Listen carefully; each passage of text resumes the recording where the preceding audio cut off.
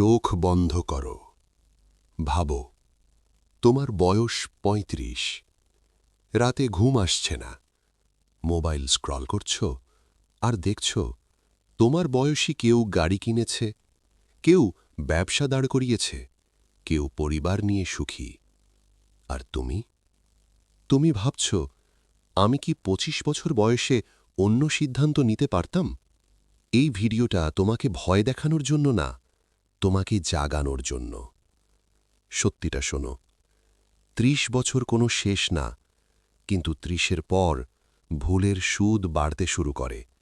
সময় তখন আর বন্ধু থাকে না, সময় তখন বিচারক হয়ে যায়। Skill 1, high income skill.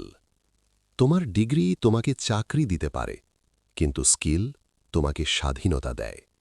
Fiverr, Upwork, এই প্ল্যাটফর্মগুলোতে প্রতিদিন হাজার মানুষ ডলার আয় করছে, কিন্তু পার্থক্যটা কোথায় জানো? একজন ২২ বছর বয়সে শুরু করেছে, আরেকজন ভাবছে আগে একটু এনজয় করি।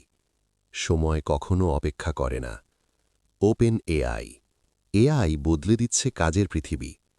আগামী ১০ বছরে যাদের স্কিল নেই তারা পিছিয়ে পড়বে। তাই প্রশ্ন হল, তুমি কি রিপ্লেসেবল নাকি ভ্যালুয়েবল? Skill 2, communication. তুমি যত ভালোই হও, নিজেকে প্রকাশ করতে না পারলে তুমি অদৃশ্য। স্টিভ জবস পণ্য না, গল্প বিক্রি করতেন। কমিউনিকেশন মানে শুধু কথা বলা না, পরিষ্কার ভাবনা, শান্ত কণ্ঠ, চোখে আত্মবিশ্বাস। ইন্টারভিউ, বিজনেস, রিলেশনশিপ, সব জায়গায় কমিউনিকেশন তোমার অস্ত্র।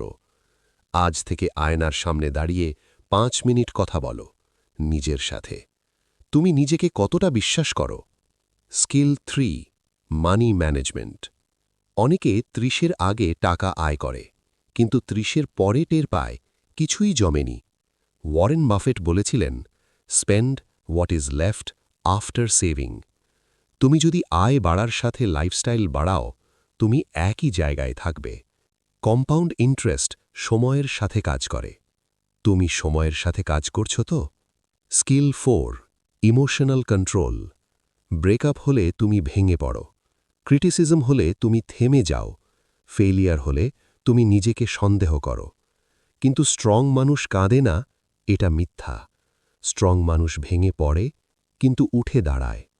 ইমোশনাল ইন্টেলিজেন্স দেখিয়েছে, যারা ইমোশন বোঝে তারাই দীর্ঘমেয়াদে সফল। আজ থেকে একটা রুল মানো, রাগের সময় কোনো সিদ্ধান্ত না। Skill 5, discipline. মোটিভেশন রাত ১২টার ভিডিও, ডিসিপ্লিন সকাল ৫টার অ্যালার্ম। অ্যাটমিক হ্যাবিটস বলছে, ছোট পরিবর্তন বড় ফল দেয়। তুমি প্রতিদিন ১ ঘন্টা শিখলে ১ বছরে ৩৬৫ ঘন্টা। ভাবো তো, ৩৬৫ ঘন্টা যদি তুমি নিজের ওপর ইনভেস্ট করো, তুমি কি আগের মতো থাকবে? তুমি এখন যে জীবনটা বাঁচছ, এটা কি তোমার স্বপ্নের দিকে হাঁটা, নাকি শুধু সময় পার করা? একদিন তুমি ৪০ হবে, তখন তোমার এক্সকিউজ শুনবে না কেউ। তোমার ছেলে বা মেয়ে জিজ্ঞেস করবে, বাবা তুমি কেন চেষ্টা করনি? তুমি কি বলবে, সময় পাইনি? সময় ছিল, কিন্তু তুমি ব্যবহার করনি। তুমি এখনও ৩০ পার করনি, অথবা করেছ, তবুও সময় আছে। আজ একটা স্কিল বেছে নাও। আজ ৩০ মিনিট দাও, কাল আবার দাও। ধীরে ধীরে জীবন বদলায়, হঠাৎ না। একদিন তুমি পেছনে তাকাবে আর বলবে, ভালো হয়েছে আমি শুরু করেছিলাম। কমেন্ট করো, আমি আজ থেকেই শুরু করছি।